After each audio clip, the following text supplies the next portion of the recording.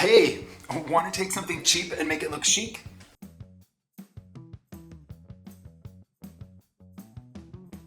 If you don't know, I'm Aaron, aka Vision Aaron, and I'm an artist, and I love doing everything creatively and living my life in Technicolor, even though today we're dealing more with neutrals, so I kind of kept a little bit neutral, but a little bit, I always like to have a little something extra that's a little something beyond what people would do normally, which I think stands out as saying, look, I'm expressing that I'm creative, that I experiment, that I try different things. And today I'm trying several different things. Let's try it together and see how it goes. First, I'm going to transform a big, oversized wool suit jacket that my friend, who's an artist from Denmark, who was staying with me, wanted me to make a little bit more full of personality that he could use as a conversation piece when he goes out to events, etc. And that's the perfect kind of thing for me because I love to make pieces that make a statement and that also can strike up a conversation. And then we're going to go for like a 2000s Y2K striped kind of tan jacket that's a little bit outdated or was outdated when I bought it years ago. And I turned it into something that I now wear, especially as a travel piece. And then we're going to take an old unwanted green suit jacket and turn it into something that's very trendy right now, which is a cropped military jacket. So let's see how I did it and let's see what you think. First, we're going to start with this oversized wool jacket that I picked out of my stash of different jackets that I pick up when they're on sale. I often go to the local thrift stores here in Europe, especially the chain Umana, which is a thrift shop that has kind of lower prices as they've been out longer, let's say for like a month-long cycle or so, and then they get down to like €5, then 4, then 3, and I think even on the last day they do €2. But I don't always remember when the exact last day is, and you could be scraping the bottom of the barrel and still find some good treasures. But usually I go when it's around maybe like €4 or €3. And with those pieces, I feel pretty guilt-free about taking them, even if I just want to use a specific element from them. Like for example, you could buy something and then just use it for the buttons. You could buy it just to cut pieces to use in a patchwork project. You can use it just as fabric. Because if you were to just go get a yard or a meter of fabric from a fabric store, it would certainly cost you more than €3. So I really see it as almost like a bargain bin, even within a thrift shop, as art materials. You could use those things actually on a canvas. I do actually, because I'm also a visual artist. But I'm just saying that there are other ways of using a piece of clothing than what it was intended for and using them almost as raw materials. So let's see what I did. Usually when I approach a project, in this case, my friend picked out one of my jackets from my stash that he thought was a good size and fit and color that he liked. And then I go and I look in my scrap piles, I look in the boxes of trimmings that I have, and I try to see, do I have some other fabrics that maybe coordinate really well, either in the texture, like the type of fabric, or maybe in the color. And I think both of those things are important to consider, especially if you're dealing with like suit jackets that are made of wool. I sometimes like to use things that are a little bit more textural, like cotton, or things that have a little bit of grain or texture to them, or a little bit of a pattern that looks a little bit like a grain. So I found the perfect piece that was actually the cutoff part, like this jacket. Right here's another upcycle project that's cropped. I didn't iron it, but it's okay. I'm wearing a linen gold shirt underneath, and linen's okay to be a little bit wrinkly, especially, but so basically like this is another crop jacket project that I worked on that I still am gonna add to later on. I just added some earrings on the lapel right now to go with my earrings on my ears. But basically, I thought, let's take the bottom part that I cut off of a previous project, and it already has that really nice professional tailored curve to it, and see if I can't incorporate that in like the upper part of the jacket to add a little bit of interest to the shoulder. And because I'm so inspired by military, superhero, science fiction, and fantasy clothing, I try to keep those elements also when I'm upcycling or designing something to be custom and unique.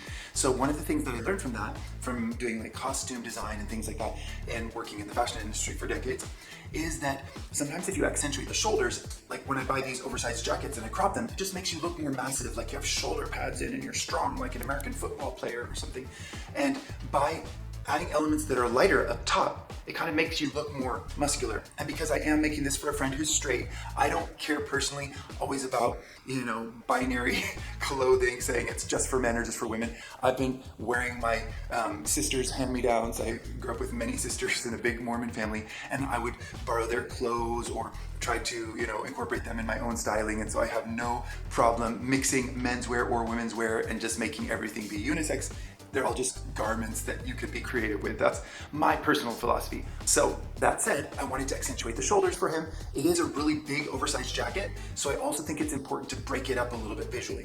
What I did is I kind of realized that this shape with the curve could go well on the jacket, and then I also tried to see what would I do with the back part of it and how would I line it up kind of with the back seam. But I wanted to add a little bit more interest on top of it, so it's almost like three-dimensional.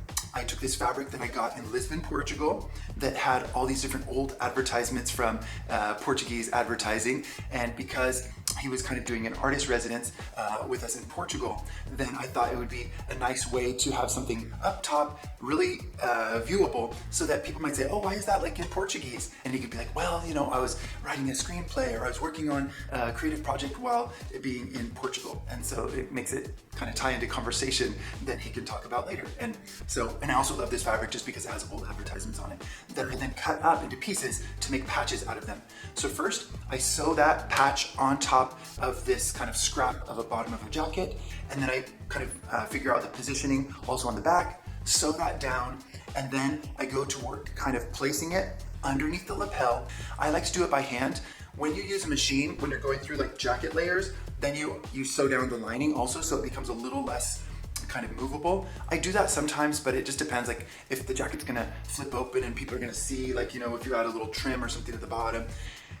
It depends on what you're going to use it for and how detail oriented you are. If you're just starting off, don't worry too much about the insides. I feel like when you get more advanced, you kind of want your pieces to look super professional on the inside, but also I kind of think likely I'm going to be the only one wearing these clothes, and I hope that I can keep on combining them in interesting ways until I pass away. And then maybe somebody else, some creative art student, some young creative fashion enthusiast might find them in a secondhand store decades from now when I'm no longer here. I feel like I should add a little patch with the story, like this was hand upcycled by Vision Aaron. And then they might like Google me and be like, oh wow, this guy had like a weird style and he wasn't always following the trends, but he was always trying to do his own thing. And I don't know, it's just my little dreams. A girl can dream. The second jacket upcycle that I'm going to share is actually one from many years ago. So I don't really have video footage of it, but I have some photos, and I think it's still interesting to show because it kind of shows before I started doing videos and things like that I've been doing this for years, but also the lasting power of making unique pieces that aren't necessarily focused on a trend. They can be worn more likely for 5 years, for 10 years, because they don't look so specific, like associated with a specific trend in a time period. So let's see if you think that when you're looking at these photos from yesteryear. I think this project I probably did in like the 2010s or something like that. So we start with a sort of late 90s Y2K striped jacket that has an incorporated brown hoodie. So already I like the tone on tone stuff, and it was a little bit big on me, which is good because I fluctuate sometimes in my weight and things like that a little bit. So I realized that I could make it be something that I felt was more timeless by adding a real handcrafted, interesting, artistic, kind of layered composition, almost like I'm doing an abstract painting on my jacket. So in taking a piece with this sort of outdated jacket style, I thought that if I were to look for some things like some ribbons or bands or trims that are also in neutral tones, then I could combine it more easily with different shades of brown and other neutrals and things. So I just looked through my stash, or I went to the haberdashery or trimming stores. Especially when I travel, I'd love to go and see if they have any items or colors or sizes of items that I don't actually have currently in my collection or my stash.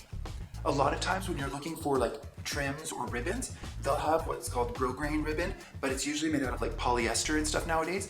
You will still find some places that have ribbons made out of sort of woven cotton, and those are ones that I really like because they have more texture to them and they move in a nice way, and they really work well also with textured pieces. So I did have some of those things that I could incorporate into this jacket. But also, as you see in these photos, I pulled out some random pieces I think that I got at like an outdoor market in Italy. I got some things that were maybe some like stretch denim that's in a brown shade that I thought could work well as patches. So even though they were for somebody much smaller than me, I just bought it as a piece of fabric because I'm looking for different patches that kind of coordinate together. So sometimes I buy something if it's really cheap just to use for the fabric. And then I lay them all out, and then I kind of see what size pieces I can get from them, and then I sort of go to work, get an idea, cut it out, then pin it on the jacket so I can kind of make the composition and make adjustments to it before I sew it all down. In this jacket, I'm doing something a little bit different or a little bit more advanced than the previous project, which is to layer some things on top of each other. So it's kind of like in abstract painting where you might have some kind of horizontal element that goes here, and then you put a vertical element, and you put that vertical element behind or in the front and or on the corner of things. And I do like that it creates some tension, or put the pocket kind of on top, and it adds dimensionality and kind of layered effect that I feel looks like more artful and more intricate, and just gives you something more to look at. If you are walking down the street and are one of those people like me, I love to look at other people's outfits and look at their details. And not everybody will get it, but those that do, do. Once again, I'm playing with asymmetry because I feel that's more dynamic, and it really gives life to these pieces by putting some element up here and then thinking, oh, could I repeat that? Maybe something similar in intensity or value. I feel like we should be doing an art class here. Value is like the intensity of darkness or lightness, sort of on a gray scale. If you squint your eyes and you see it's like a dark brown, it gets closer to like black, right? And if it's very light beige, it looks more like white. So thinking about the darkness and lightness of the different patches, if there's something dark, it often draws your attention a little bit more, so that if you put another dark element over here, then maybe makes your eye go here, then here, then here, and you can kind of direct the flow of somebody's viewing of a painting or of an item of clothing using value. Value. I've been wearing this jacket that felt outdated in the early 2000s. I've been wearing it for years, and I take it with me a lot of times on travel to other countries, even in places where I'm not trying to be as eccentric or flamboyant, like in this little village in Morocco. I was at this shop that had a cool upstairs with lots of secondhand items that, I didn't share that, I don't think, on my video about Morocco, but I should. So I was in Morocco, and I loved all the tone on tones of browns in that space, and I was wearing that jacket, so I was like, I gotta take some photos here and show you a little bit how I wear it out in the wild, out in the world, and why it's so fun. Because I ended up leaving some of the vertical stripes even extending beyond the bottom border or hem of the jacket, so that when I move, it kind of like shakes and flows, and it makes it so that it has movement to it, and there's some in the front and some in the back, and they're actually on opposing sides, so you kind of feel the dynamic nature of the clothing, especially when you see it in real life. I'm sorry I didn't get a 360 video of that one, but I'm traveling right now, so I don't have it with me. But gotta get this out to y'all, and you'll probably see it somewhere else on my feed, because I've been wearing that jacket for a long time, and that's one of the great things about making personalized custom pieces, because they represent you. There's something you can feel proud of, because you're basically showing your creativity and your personality, almost like your artwork on your body. So it makes you more proud to wear it for years, which I think helps you to consume less and to really appreciate the garments that you kind of take care of, and that you curate, and that you consider, and that you elevate with your own creativity. If you're enjoying my creativity, then please consider subscribing. I could really use a little like and a comment so that other people can discover this channel, and the few people around the world who can really appreciate my uniqueness and my originality, because I understand my style is not so mainstream, but I feel that there's people out there who can appreciate people with individual style and trying to do something unique. So if you know somebody, tell a friend. And Lord knows that I can use the like and subscribe more than Mr. Beast does. So come on. All right, you made it to my third, or that's six maybe, this is three, my third jacket upcycle. And if you waited for this one, I think this one will be the best for people who love to kind of jump on trends or things that are popular maybe in the zeitgeist, and do things that that can be more current or less current depending on the trends, but then they come back around again. And if you have the space to keep these items, like I fortunately now do, then you pull them out again when they're popular again. I actually have a lot of military jackets already, but they're different styles. They look very formal, like with like velvet and gold trims, or make me look like I'm a prince or a king. Insert Basquiat crown here. That'd be cool, actually. Let's see if we can get that edited in. Basquiat crown. So, but because I have those items that already have like gold trim and look very flashy and flamboyant, which I love, but I do like to incorporate elements that are also a little bit more neutral, because then you can kind of dose the intensity a little bit better, or you can wear them more in dress down, more casual situations.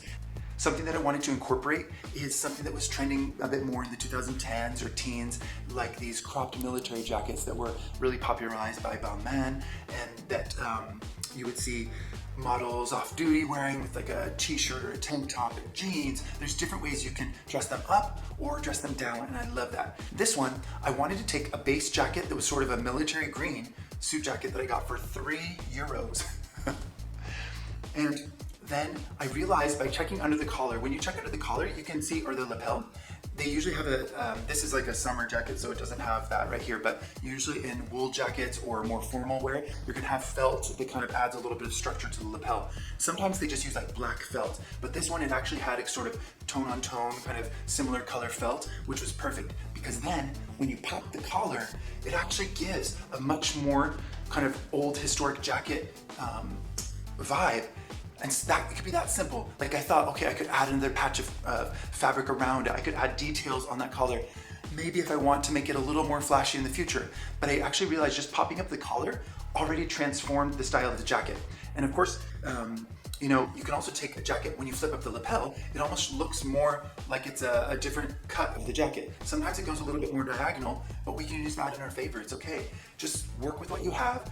Don't expect it to be exactly the same as a designer piece that was intended for that sort of pattern, but make it work according to your own body shape. If you are more large in the chest area, if you have more curve in the chest area, see how it works, but see if flipping up the lapel could be something that works for you, like it did for this jacket.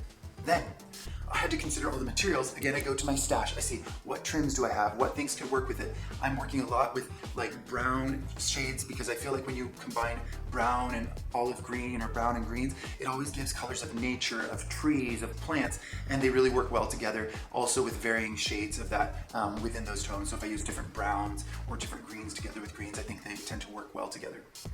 But I needed to see what trims would look good for the effect that I wanted, these sort of military stripes that go back and forth, and then to add buttons afterwards. I was thinking, okay, I have this bias tape that's kind of matte brown cotton bias tape that is used for like other things like finishing garments and things, but I felt like it was a little flimsy and kind of like lightweight compared to the weight of the jacket. And so I was considering putting another sort of woven band on top of it, because I got those in Morocco. They call them sfifa. Sfifa is like a kind of woven trim that they use on a lot of Moroccan kaftans and jalabas and stuff like that. But I realized that makes it more ornate, and I wanted this piece to be a little bit more subtle. I know subtlety is not usually a word you associate with me, but believe me, my version of subtle, I feel, goes a little bit towards somebody else's creative pushing it. For me, I wanted it to be a little bit more matte, a little bit less dimensional, so that it's a little bit more subtle, not as high contrast of an element on the stripes. So that way I could kind of wear it in a little bit more casual setting. So I decided to just go with the bias tape, but I painstakingly inserted throughout all the bias tape a little bit of fusible hem tape, like that you use to like iron hems of clothing. So once I decided the material that I was going to use to make the stripes, I had to use a ruler to kind of measure where I wanted those stripes to be and how much space in between I wanted them to have. But I also needed to establish how short I wanted the jacket to be. Like this one is all cropped, right? So similarly in that other jacket, I needed to crop it. You have to kind of crop it in a way that you either go like you keep the pocket or you lose the pocket. But in this one, because I was gonna put a brown elastic band on the bottom of it, I thought maybe I could keep the pockets a little bit and then hand stitch that band and then still have a little shallow pocket that I could use to insert, you know, something when I go out, if I want a little cash or a credit card in there or something. So I decided to first decide the length of the jacket, then consider the width of the brown elastic band I was going to put on the bottom, and then from there figure out how many stripes to go. But then also considering the elements like the breast pocket here, so that it would kind of line up and go just in line with the breast pocket, but then leave it open so that I could still use the breast pocket. And so basically those were the factors that I used to calculate the distance between all of these stripes. Then after hand stitching all that down, Then we get to the fun part. We get to put on the buttons. So another benefit, I know this sounds privileged because I unfortunately am, and I have been doing this for a long time, and I'm at a different place in my life than some people, is because I got to travel so much for work around the world. I do go to trimming stores. I go to places where they have like markets for trimmings and things like that when I'm in Asia, like in China or Thailand or different countries. And I look for large volumes of items that I know I'm going to use in the future, either for my upcycling projects or for my artwork. And one of those items is buttons. So I do have a lot of buttons, and I've been collecting brass buttons for a long time. I think even since back in like steampunk era, from I guess like maybe 2009 or so, in my like, you know, steampunk era. And those items I can add to this jacket. I think that an aged brass really works well with the brown and the green tones of the jacket. So I looked for a large size to have an impact, at least one element that's a little bit impactful. And then I found some smaller ones that I could put on the sleeves and add a little bit of interest there. I could have used even big ones there, but that looks a little bit more like stage costuming. So when I'm sewing on all these buttons, these brass buttons, I actually kind of overstitch them. It's a little bit part of my OCD-ness that I kind of like to like put it around a lot of times. It keeps it so it doesn't dangle or flop around as much. But also if you, I don't know, wear some crossbody thing, or you kind of brush against somebody's outfit in a party, it doesn't snag on them and it doesn't risk pulling it off, especially because they're kind of big. So I really do a lot of stitches, more than I probably need to. It's like over-engineered, but I like it. And it also kind of means that if it's like falling down in a photo, I've seen so much on like photo shoots where you try to get things perfect for photos, that you can kind of like position them more because they have so many little like rounds around the hole in the button, so that they're kind of like positionable. So I do a lot of stitching on those, a lot of stitching on here, and then we can finally try it on. Let's see what it looks like, and let me know what you think about my cropped military jacket, and how would you style it? I hope you'll consider refreshing or revitalizing some items that you maybe already have in your closet, and keep that circular, recycle, upcycle, and reusing mentality so that we can enjoy our pieces for longer and give them new life and new personality and feel proud when we go out. Where'd you get that? I made it. So from trash to treasure, let me know what you think. If you have any suggestions, if there's some videos or projects that you would like to see, check out my Instagram as well, Vision Aaron. If there's some pieces on there that you really enjoy and you have questions about, maybe I can make a video about them. And I'd love to know what kind of items you love to upcycle. And if you have suggestions, then it might give me an inspiration for another project to share with you. So keep up your creativity and your individuality, and I'll see you in the next one.